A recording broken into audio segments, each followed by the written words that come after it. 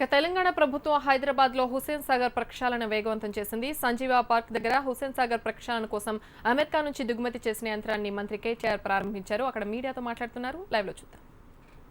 చేసుకొని water management సరిగా చేసుకుంటేనే ప్రస్తుతం లాతూర్లోనూ ఇంకో చోట ఉన్న పరిస్థితి భవిష్యత్తులో మనకు రాదు. లేని పక్షంలో మనకు కూడా ఆ సమస్య వచ్చే ఆస్కారం కూడా. మంత్రి గారు, ఆగర్ క్లీనింగ్ పై పెద్ద సందేహం ఏంటంటే మీరు ఇప్పుడు నాలాల డైవర్షన్ అంతా కూడా కంప్లీట్గా బంద్ పెడతారు, అన్ని ఎటు తీసేస్తారు. ఆ తర్వాత ఉన్న వాటర్ని మొత్తం వీటిని డైవర్ట్ చేస్తారా, లేదంటే ఉన్న వాటిని ట్రీట్ చేసే పరిస్థితి ఉంటుంది? క్లీనింగ్ విషయంలో రెండు రకాలు ఉంటాయి బ్రదర్. ఒకసారి మురుగునీరు కొత్తగా రావడానికి అడ్డుకట్ట వేస్తే ఉన్న నీటిని తర్వాత డ్రైన్ అవుట్ చేయడమా, ఉన్న నీటిని క్లీన్ చేయడమా, ఎట్లా చేయాలనేది నెక్స్ట్ లెవెల్లో చేయాల్సిన పని. భవిష్యత్తులో మూడో దశలో అల్టిమేట్గా హైదరాబాద్లో ఉత్పత్తి అయ్యే ఇందాక నేను చెప్పిన లిక్విడ్ వేస్ట్ ఒక్క చుక్క కూడా అన్ట్రీటెడ్ ఉండకూడదు అనేది మా లక్ష్యం. అల్టిమేట్గా ఇది 3 దశల్లో చేయాల్సిన పని. ఒకటి నాలాల డైవర్షను, రెండోది ఉన్న నీటిని క్లీన్ చేయడం, మూడోది భవిష్యత్తులో ఎట్టి పరిస్థితుల్లో ఒక చుక్క కూడా మళ్ళీ మురుగునీరు రాకుండా చూసుకోవడం. ఈ 3 దశల్లో చేయాల్సిన పని ఈరోజు ఆ అడ్డుకట్ట వేయడం అనే పని దాదాపు 99% పూర్తయింది. ఇది నాలాల డైవర్షన్ అనేది దాదాపుగా పూర్తయింది. కానీ నాలాల డైవర్షన్ వల్ల ఆ సమస్యను మనం తాత్కాలికంగా దాటవేస్తున్నట్లు లెక్క. ఎందుకంటే ఈ మురుగునీరు హుస్సేన్ సాగర్లో కాకపోతే కిందికి మూసీలోకి పోతా ఉంది. అల్టిమేట్గా ఇందాక నేను చెప్పినట్టు మరొక 10 ఎస్టీపీలు పెడితేనే మనం హైదరాబాద్లో ఉత్పత్తి అయ్యే మురుగునీటిని ట్రీట్ చేయగలుగుతాం. ఆ కార్యక్రమాన్ని చేస్తాం. తదనంతరం అల్టిమేట్గా ఇందాక నేను చెప్పినట్టు ఈ 2 సమస్యలకు కూడా ముడిపడి ఉన్నాయి. మూసీ నది ప్రక్షాళన కానీ మన హైదరాబాద్లోని మిగతా మనకుండే హుస్సేన్ సాగర్ లాంటి మంచినీటి వనరులు కానీ వీటన్నిటిని కూడా పరిరక్షించాలి, ప్రక్షాళన చేయాలి అంటే ఇవన్నీ ఒకటితో ఒకటి ముడిపడి ఉన్న సమస్యలు.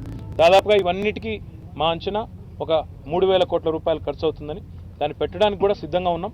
వివిధ మార్గాలు అన్వేషిస్తూ ఉన్నాం. ఎందుకంటే కొన్ని ప్రైవేట్ సంస్థలు ముందుకు వస్తున్నాయి, మేము పెడతాము, మేము ఏ రకమైన మోడల్లో మేము పెట్టుబడులు పెడతామని కొంతమంది ముందుకు వస్తూ ఉన్నారు. కాబట్టి ఇవన్నీ మార్గాలు కూడా అన్వేషిస్తాం. సార్ మంత్రి గారు, ఇప్పుడు ఇంకో 3-4 మంత్స్లో వినాయక చవితి ఉత్సవాలు స్టార్ట్ అవుతుంది. దాని నిమజ్జనం సంబంధించి ఏమన్నా ఇప్పటికే హైకోర్టు నుంచి కూడా మాకు ఒక ఆదేశం కూడా ఉంది.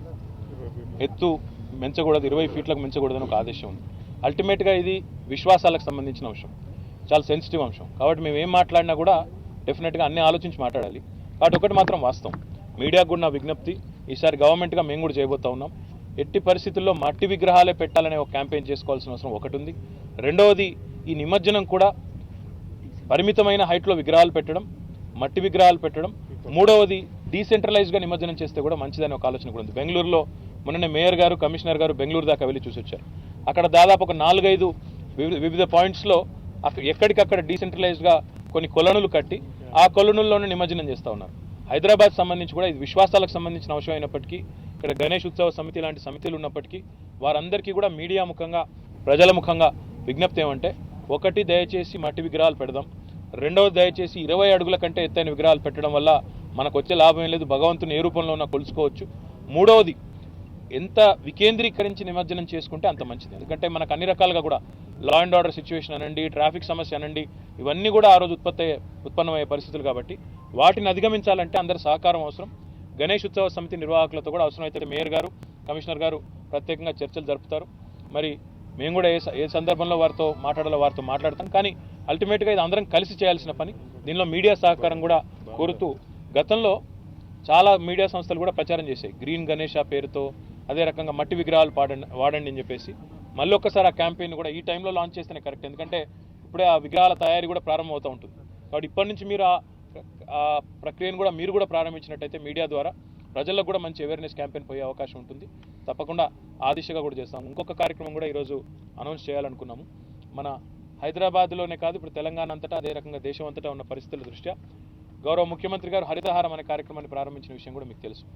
జిహెచ్ఎంసీ పరిధిలో మేము ఒక ప్రయత్నం కూడా చేయబోతా ఉన్నాం. భారతదేశంలోనే ఎవరు చేయని ప్రయత్నం కూడా చేస్తూ ఉన్నాం. ఈ వర్షాకాలం ప్రారంభమయ్యే నాటికి ఒకే రోజు 25 లక్షల మొక్కలు పెట్టాలని ఒక నిర్ణయం కూడా తీసుకున్నాం. దాన్ని పెద్ద మొత్తంలో చేస్తాం. స్వచ్ఛ హైదరాబాద్ ఏ రకంగానైతే ఒక శాస్త్రీయమైన పద్ధతిలో చేశామో, అదే పద్ధతిలో ఒకే రోజు 25 లక్షల మొక్కలు నాటే ఈ కార్యక్రమాన్ని కూడా జిహెచ్ఎంసీ ఆధ్వర్యంలో హైదరాబాద్లోని ప్రతి పౌరుణ్ణి కదిలించే విధంగా అందరినీ కూడా, ఇక్కడ ఉండే ఎన్జిఓస్ కానీ, ఇక్కడ ఉండే రెసిడెంట్ వెల్ఫేర్ అసోసియేషన్స్ కానీ, ఇక్కడ ఉండే రాజకీయ సంస్థలు కానీ, పుర ప్రముఖులు కానీ, అందరినీ కూడా, స్కూళ్ళు కానీ, వ్యాపార సంస్థలు కానీ, కాలేజీలు కానీ, అందరినీ భాగస్వామ్యం చేయాలన్న ఆలోచన ఉంది. వర్షాలు తొలకరి జల్లులు ప్రారంభమయ్యే నాటికి అన్ని రకాలుగా కూడా సన్నద్ధమై ఒకే రోజు ఆ కార్యక్రమాన్ని డేట్ కూడా అనౌన్స్ చేస్తాం తొందరలోనే, వాతావరణ సూచనను బట్టి. కాబట్టి ఈ కార్యక్రమానికి కూడా మీడియా చేయూతనివ్వాలని చెప్పి కూడా మిమ్మల్ని అందరూ కూడా విజ్ఞప్తి చేస్తాను. Thank you. ఇప్పుడు అన్ని ఎందుకు లేని ఒకే